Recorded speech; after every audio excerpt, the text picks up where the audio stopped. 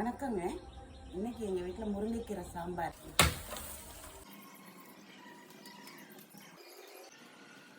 கீரை பறிச்சுட்டு வந்துட்டேன்.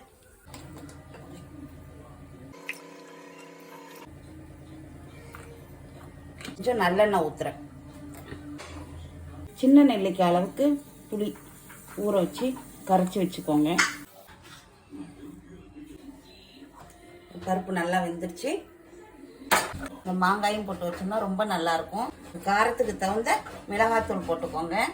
உப்பு வந்து கம்மியாக போட்டுக்கோங்க, தேவைன்னா மறுபடி போட்டுக்கலாம். கொஞ்சமாக புளி தண்ணி. இது ஒரு கொதி கொதிச்சதும் ஆஃப் பண்ணிடலாம். ஒரு தாளிக்கிற கரண்டியில் ஒரு 2 ஸ்பூன் எண்ணெய் ஊற்றிக்கோங்க.